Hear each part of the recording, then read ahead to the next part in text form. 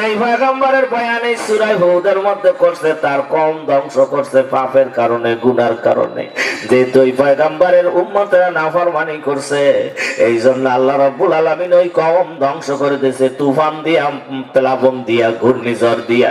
তিনি হলেন হযরতে নূহ আলাইহিস সালাম। আকেদার দামদামি তু নুহেরা, আকেদার দামদামি তু নুহেরা, আকে ফরমা কর দে कहरस बादरा तसजाई कर दे कौमे आदरा हमदे बेहद मरखुदाई पकरा आके दर आ दमदमी तू नोहरा।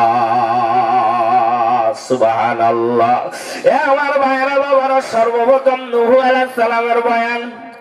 নূহ আলাইহিস সালামের কওম তার সাথে বেয়াদবি করছে, নাফরমানি করছে, তাকে মানে নাই, তার উপরে অত্যাচার করছে, জুলুম করছে, এমনও মারধর করছে। ভাইজান তাফসীরের মধ্যে লেখছে নূহ আলাইহিস সালামকে মারতে মারতে রক্তাক্ত কইরা লাইছে, বিষাক্ত কইরা বালাইছে। নূহ আলাইহিস সালামের গলার সাথে রশি বাঁধা রাস্তায় রাস্তায় টানছে। পয়গম্বর শরীরের জ্বালায়, ব্যথার জ্বালায়, শরীরের কষ্ট সারা রাত কান্নাকাটি করছে। এই জন্য নূহ আলাইহিস সালামের নাম রাখা হয়েছে নূহ। আসলে তার মূল নাম তাফসীরের মধ্যে লেখছে আব্দুল গফফার। সে বেশি বেশি কামছে যে কাফেরেরা মারছে, দিনের দাওয়াত দিছে, কলেমার দাওয়াত দিছে। এই কলেমার দাওয়াত দিতে যাইয়া কাফেরদের মার খাইছে, বিষাক্ত শরীর, রক্তাক্ত শরীর লইয়া পয়গম্বর সারা রাত কামছে। এই জন্য তার নাম রাখা হয়েছে নূহ। নূহ শব্দের অর্থ হইছে বেশি বেশি ক্রন্দনকারী। আল্লাহ ও আমার ভাইজান, 2 নম্বরে পয়গম্বর হযরতে হুদ আলাইহিস সালাম। আল্লাহ রাব্বুল আলামিন এই পয়গম্বরকে এমন একটা গোষ্ঠীর কাছে, এমন একটা জাতির কাছে, এমন একটা সম্প্রদায়ের নিকট পাঠাইছিল বাবা, তামাম পৃথিবীর মধ্যে ওই জাতি, ওই গোষ্ঠী ছিল সবচেয়ে শক্তিশালী। অত বড় শক্তিশালী মানুষ আল্লাহ রাব্বুল আলামিন কিয়ামত পর্যন্ত আর পাঠাবে না। তারা হলো কওমে আদ। আদ জাতি ছিল পৃথিবীর মধ্যে বড় শক্তিশালী। এই শক্তিশালী জাতিরা হুদ আলাইহিস সালাম রে মানে নাই, তার উপরে ঈমান আনে নাই, ওনার উপর অত্যাচার করেছিল। এই জন্য আল্লাহ রাব্বুল আলামিন তাদের উপরে আসমান থেকে গজব চাপাইছে, ঘূর্ণিঝড় চাপাইয়া দিছে, আল্লাহ সিডর চাপাইয়া দিছে, মহাপ্রলয় চাপাইয়া পৃথিবীর সর্বশক্তিশালী জাতি কওমে আদ জাতিকে আল্লাহ দুনিয়া থেকে বিদায় দিয়ে দিয়েছে, ধ্বংস করে দিয়েছে। তারপরে 3 নম্বর পয়গম্বর হইছে হযরতে সালেহ আলাইহিস সালাম। হযরতে সালেহ আলাইহিস সালামকে আল্লাহ রাব্বুল আলামিন কওমে সামুদ জাতির নিকট পাঠিয়েছিলেন। তারাও পৃথিবীর মধ্যে শক্তিশালী জাতি ছিল। পয়গম্বরের সাথে নাফরমানি করেছে, আল্লাহর সাথে নাফরমানি করেছে, ঈমান আনে নাই। এই জন্য কওমে সামুদ জাতি আল্লাহ দুনিয়া থেকে ধ্বংস করিয়ে দিয়েছে। 4 নম্বরে হযরতে ইব্রাহিম আলাইহিস সালাম।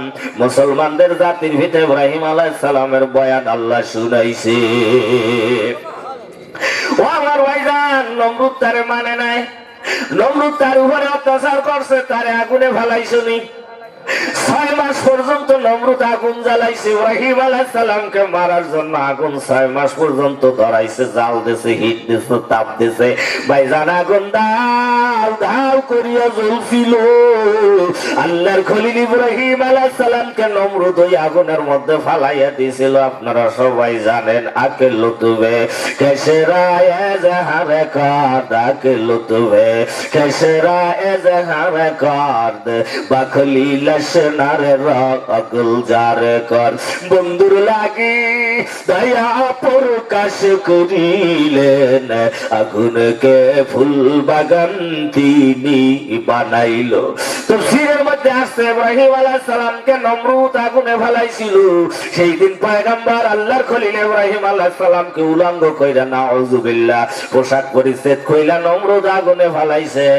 আল্লাহ রাব্বুল আলামিন জিবরাইল আলাইহিস সালামকে পাঠায় দিছে, জিবরাইল যাও, আমার খলিল ইব্রাহিম আলাইহিস সালাম নমরুদের অগ্নিকুণ্ডের মধ্যে আছে। আমার খলিলের গায়ের পোশাক খুলিয়ে ফেলাইছে, আমার দুস্থ উলঙ্গ। জান্নাতের জামা নিয়ে যাও, যুদ্ধ লইয়া যাও। জান্নাতের মধ্যে থেকে একটা পাগড়ি লইয়া যাও, আমার খলিল ইব্রাহিমের গায়ে পরাইয়া দাও। বাবার সাথে সাথে জিবরাইল আলাইহিস সালাম সেই জুব্বা সেই পাগড়ি আল্লাহর খলিল মুসলিম মিল্লাতের পিতা ইব্রাহিম আলাইহিস সালামের গায়ে পরাইছে। ইব্রাহিম আলাইহিস সালামের মাথার উপরে সেই জান্নাতি পাগড়িখানা জিবরাইল আলাইহিস সালাম নিজ হাতে বেঁধে দিয়েছিল।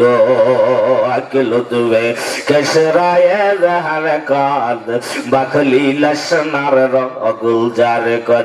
ইব্রাহিম আলাইহিস সালাম সেই জামা সেই পাগড়ি তার স্ত্রী সন্তান হযরত ইসহাক আলাইহিস সালামকে দান করে গেছেন। ইসহাক আলাইহিস সালাম সারা জীবন সেই জান্নাতি জামা জান্নাতি পাগড়িটা ব্যবহার করছে। তিনি ইন্তেকালের পরে একজন পয়গম্বর যার নাম ইসরাইল হযরত ইয়াকুব আলাইহিস সালামের মাথায় বাঁধা দিয়েছে, তার গায়ে পরাইয়া দিয়েছে। ইয়াকুব আলাইহিস সালামকে আল্লাহ 12টা সন্তান দান করেছিল। আল্লাহ রাব্বুল আলামিন তাকে এমন একটা সন্তান দান করেছিল যেই সন্তানের নামে কোরআন শরীফে একটা সূরা নাযিল হয়েছে, সূরা ইউসুফ। ইউসুফ আলাইহিস সালাম ভাইরা যখন ইউসুফ আলাইহিস সালাম রে লইয়া কুয়ার দিকে যায়, ভাইজান তখন ইয়াকুব আলাইহিস সালাম নিজাতে হযরত ইউসুফ আলাইহিস সালামের গলায় ওই জামাখানা তাবিজ বানায়া বাঁধে দিছে, আর বলে দিছে, বাবা তোমার ভাইরা যদি পানিতে ফালায় এই তাবিজের কারণে তুমি পানিতে ডুববা না, বাঘে তোমারে খাইবে না, আগুনে যদি ফালায় তোমাকে আগুনে পুড়বে না। এ বাবা এই জামাটা তোমার পরদাদা ইব্রাহিম খলিলুল্লাহর গায়ের জামা, এই পাগড়িখানা তোমার পরদাদা ইব্রাহিম খলিলুল্লাহর মাথার পাগড়ি। বাবা এইটা জান্নাতি পাগড়ি, এই পাগড়ির কারণে তোমার কোনো অসুবিধা হবে না। কত ছিল সাফার বিশু কুয়াতে, কত ছিল সাফার বিশু কুয়াতে, রহমাত করিলেন আল্লাহ ইউসুফকে। ও আমার ভাইজান বাবাজান, ৫ম নম্বরে লূত আলাইহিস সালামের কওমের ব্যাপারে আল্লাহ সূরার মধ্যে বয়ান করছেন। লূত আলাইহিস সালামের কওম জেনাবে বিচার পাপাচারে লিপ্ত, বিদায় আল্লাহ তাদের কাছে ফেরেশতা পাঠাইয়া ওই কওম উল্টাইয়া দিয়েছে, ধ্বংস করে দিয়েছে। ৬ষ্ঠ নম্বরে খতিবুল আম্বিয়া হযরতে শুআয়ব আলাইহিস সালামের বয়ান এই সূরা হুদের মধ্যে আল্লাহ করেছে।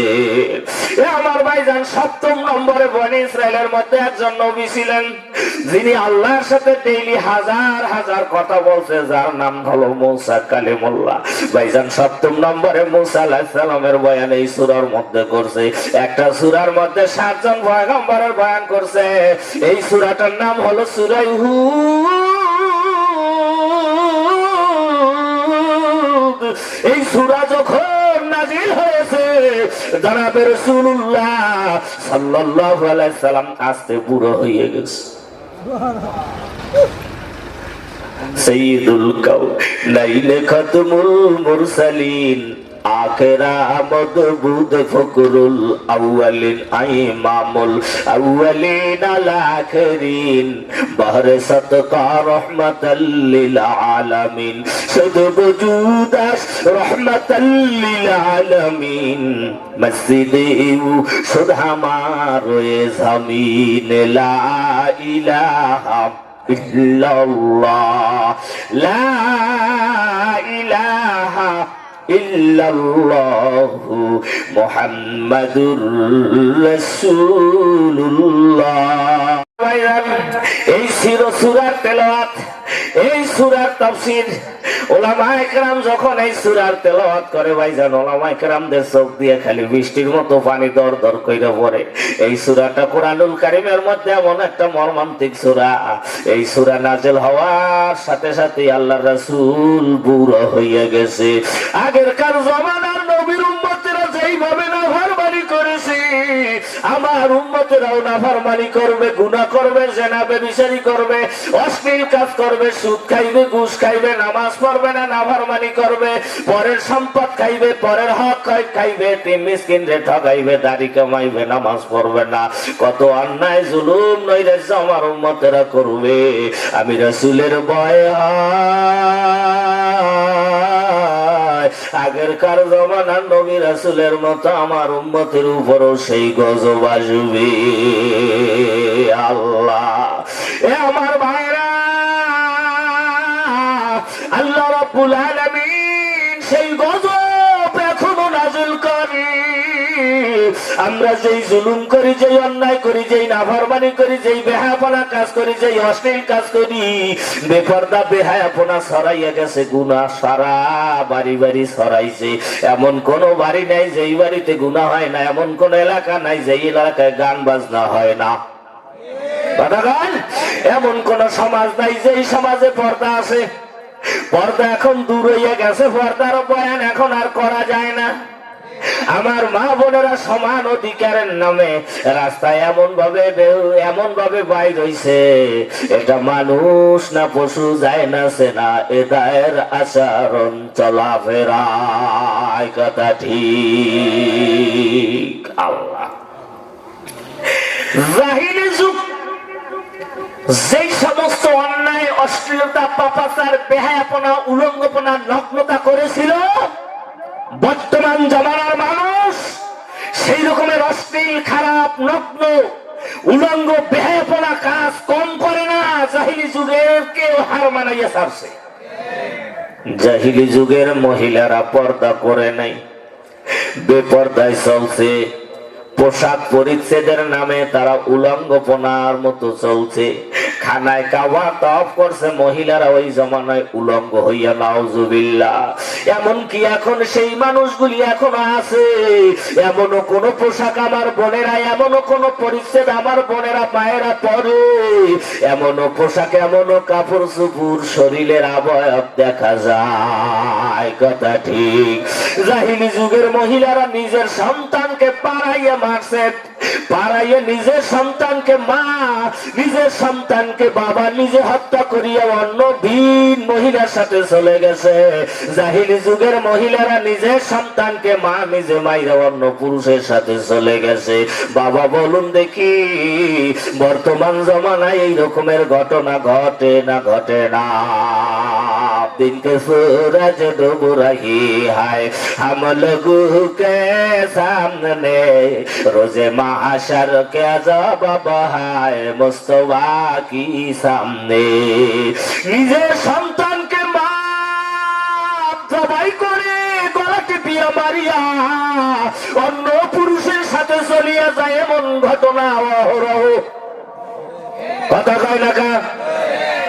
কত বাবা নিজের সন্তানকে মাইরা অন্য মহিলার সাথে চইলা যায়, কথা ঠিক কিনা? কিছুদিন আগে কোন এক জায়গায় এইরকম ঘটনা ঘটছে। নিজের স্ত্রীকে স্বামী জবাই করছে, তারপর নিজের বড় মেয়েটারও জবাই করছে। তারপর ছোট্ট একটা মেয়ে ছিল, মায়ের পাশে শোয়া, সে কয় আব্বু আমার মায়েরে মাইরে ফেলাইছো, বইনেরে মালার মাইরে ফেলাইছো, আমার মাইরো না। ভাইজান ওই লোকটাই ওই শিশু বাচ্চাটারও জবাই দিয়ে দিছে। পরক্রিয়া প্রেম কারে বলে? জাহিলি যুগের এমন কোন অশ্লীলতা নাই, খারাপি নাই, যেই খারাপিকে বর্তমান জমানার মানুষ হার না বানাইয়া ছাড়ছে। কথা ঠিক কিনা? আমার ভাইজান, জাহিলি যুগে ঘর ঘর সুদ ছিল। সুদ খালি তারা গীবাতের মতো খাইছে, মজা মাইরা সুদ খাইছে। এখন বলুন দেখি, এমন কোন বাড়ি আছে যেই বাড়িতে সুদ নাই, এনজিও নাই? কথা না লাগা? এনজিও ঘর ঘর, সুদ বাড়ি বাড়ি। কথা ঠিক কিনা? আমার ভাইজান, সহিহ হাদিস, রাসূল পাক সাল্লাল্লাহু আলাইহি সাল্লাম বলেছেন, সুদের 70টা গুনাহ, তার মধ্যে ছোট গুনাহটা হলো মায়ের সাথে 40 বার ব্যভিচার করা। নাউজুবিল্লাহ। কোন আমাদের এলাকায়, তোমাদের এলাকায় যদি মায়ের সাথে কেউ খারাপ কাজ করে, তার এলাকার মানুষ কি করবে? ভালো ভাইবে না সমাজ থেকে উধাও করে দেবে? লাথি মারিয়া, কিল ঘুষে দিয়া, সমাজে জুতা মালা পরাইয়া সমাজ থেকে বাইর করে। মায়ের সাথে খারাপ কাজ করছো। আর এখন দেখা যায় সেই সমান ওজনের পাপ সুদ। বড় মেয়ে খায়, মাঝে মেয়ে খায়, হাজী সাহেবে খায়, গাজী সাহেবে খায়, মুসল্লি সাহেবে খায়, সুফি সাহেবে খায়, দরবেশ সাহেবে খায়, প্রায় সমাজে আছে বেলাই। আমার ভাইজান, এই সমস্ত অন্যায় পাপাচারের কারণে সমাজ ধ্বংস হয়ে যাবে, আল্লাহ জমিনে বালা দেবে, গজব দেবে। এই জন্য হুজুরে পাক সাল্লাল্লাহু আলাইহি সাল্লাম এই সূরা নাযিল হওয়ার কারণে বুড়া হইয়া গেছে। দিন কে सूरज डूब रही है हम लोगों के सामने, रोजे माशर के जवाब है मुस्तफा के सामने। ও দুনিয়ার মানুষ, এখন বর্তমান সমাজের সবাই এই মুহূর্তে একটু আমেরিকার দিকে তাকাও, কি অবস্থা, কি আযাব, কি গজব আল্লাহ আমেরিকার উপরে চাপাইয়া দিয়েছে। হাজার হাজার মাইল এরিয়া জুইরা লস এঞ্জেলস নামক একটা জায়গা, ক্যালিফোর্নিয়ার একটা আওতা ভাইজান, ওই জায়গাটা দাবানল নামক আল্লাহ রাব্বুল আলামিনের পাঠানো দৈব আগুনে বিলাসবহুল বাড়ি, বিলিয়ন ট্রিলিয়ন দামের বাড়িগুলি পুড়িয়া ছাই ছাই করিয়া তামাম পৃথিবীর মধ্যে তাদেরকে অসহায় বানাইয়া দিয়েছে। এত শক্তি আমেরিকার, এত পাওয়ার, সারাটা দুনিয়া যাদের সামনে ভয়ে থর থর করিয়া কাঁপে। আজকে তাদের অবস্থাটা কি? এই আগুন নিভাইতে পারে না। আমেরিকার এলাকা শুদ্ধ এলাকা, গ্রাম সে গ্রাম, শহর সে শহর, 120 কিলোমিটার বেগে খালি ওই আগুন দৌড়ায় আর দেদারসে পড়ে। কি নাফরমানি কম করছেনি? হ্যাঁ, সাদ্দাম হোসেনের খাইছে, কথা কন। ওসামা বিন লাদেনের খাইছে, মোল্লা ওমরের মতো এত সুন্দর বুজুর্গ, এত বড় আল্লাহ ওনারে খাইছে। আমার ভাইজান, ফিলিস্তিন মুসলমানদের পূর্ণভূমি, মসজিদে আকসা মুসলমানদের প্রথম কিবলা। যে মসজিদে আকসা হযরতে সুলাইমান আলাইহিস সালাম জিনদের দ্বারা নির্মাণ করেছিল, জিনদের দ্বারা নির্মাণ করছে। আমার ভাইজান, হাজার হাজার বিলিয়ন ট্রিলিয়ন স্বর্ণ রূপ্য মণি মাণিক্য জিনেরা মাটির নিচ থেকে উঠাইয়া, সাগরের নিচ থেকে উঠাইয়া সেই মসজিদ নির্মাণ করছে সুলাইমান আলাইহিস সালামের আদেশ ক্রমে। তিনি ইন্তেকালের 415 বছর পর বক্তে নসর ওই সর্বপ্রথম বাইতুল মুকাদ্দাসের উপরে হামলা করছিল। 1,70,000 গাড়ি বহরে করিয়া সেই সমস্ত হীরার খনিগুলা, স্বর্ণের পাতগুলি, মণিমাণিক্যের পাতগুলি, যেগুলি জিনেরা সাগরের তলদেশ থেকে উঠাই এত বড় একটা মসজিদ নির্মাণ করছে। 1,70,000 গাড়ি বহর লাগছিল সেই হীরার খনি, মণিমাণিক্যের খনি, স্বর্ণর পাতগুলা, রৌপ্যের পাতগুলা, সমস্ত পাতগুলা গলাইয়া গলাইয়া সুদাইয়া সুদাইয়া দুনিয়া থেকে আল্লাহ মসজিদে আকসা থেকে নিয়া ইরাকের বেবিলন নামক বাবেল শহরে মজুদ রাখছে। আজও পর্যন্ত সেখানে সেই অবস্থায় পড়ে আছে, কেউ ধরতেও পারে না, খাইতেও পারে না। ইমাম কুরতুবী রাহমাতুল্লাহ আলাইহি তাফসীরে কুরতুবী শরীফের মধ্যে লেখছে, কিয়ামতের আগে যখন আল্লাহ রাব্বুল আলামিন ইমাম মাহদী আলাইহিস সালামকে পাঠাবে, ইমাম মাহদী আলাইহিস সালাম তামাম পৃথিবীর মুসলিম সেনাপতিদেরকে নিয়ে সর্বপ্রথম সুলাইমান আলাইহিস সালাম যেই মসজিদে আকসা নির্মাণ করেছিল জিনদের দ্বারা, স্বর্ণের খনি, হীরার খনি, রৌপ্যের খনি, আমার ভাইজান, সমস্ত মালামালগুলি, দামি দামি সেই জিনিসগুলি, অলঙ্কারগুলি, স্বর্ণগুলি, রৌপ্য, তামা, যাহা কিছু সব কিছু উনি নৌজানে করে নিয়ে আসবে। সেখানেও তার 1,70,000 নৌজানের দরকার হবে। বাইতুল মুকাদ্দাসের সম্পদ বাইতুল মুকাদ্দাসেই রাখা হবে। আমার ভাইজান, বাবাজান, দেখো এই আমেরিকা ইসরায়েলের সাথে তাল মিলাইয়া, অস্ত্র দিয়া, সঙ্গ দিয়া, স্বর্ণ দিয়া, টাকা দিয়া, বুদ্ধি দিয়া, আল্লাহু আকবার, মুসলমানদের পূর্ণভূমি ফিলিস্তিনের উপরে কি হামলাটা চালাইছে।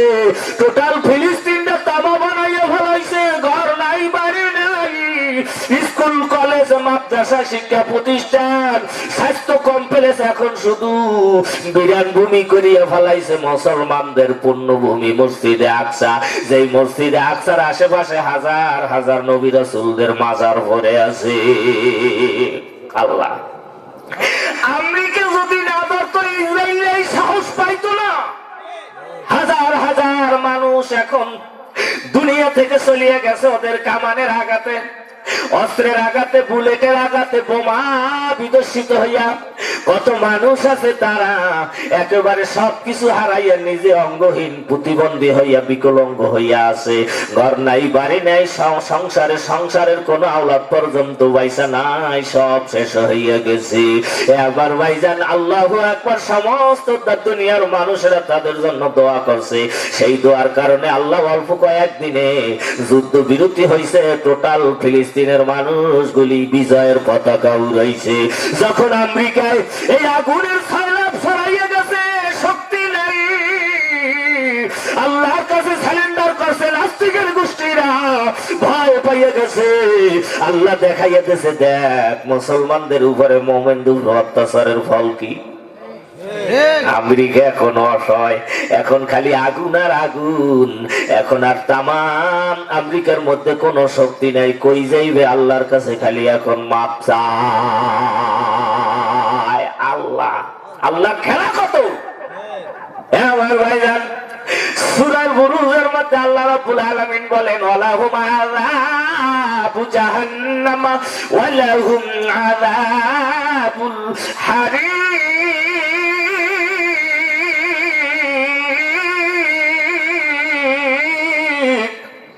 তাদের জন্য জাহান্নামের আযাব, পীড়াদায়ক শাস্তি। এটা কাদের জন্য? আমার ভাইজান, আল্লাহ রাব্বুল আলামিন সূরা বুরুজের মধ্যে 4টা কসম খাইছে। 4টা কসম পর জবে কসম হইছে। আল্লাহ রাব্বুল আলামিন সেখানে বয়ান করছেন, কুতিলা আসহাবুল উখদুদ। এখানে যারা মুমিনদেরকে পূর্বে মুমিনদেরকে শাস্তি দেবে, মুসলমানদেরকে মারবে। আল্লাহু আকবার।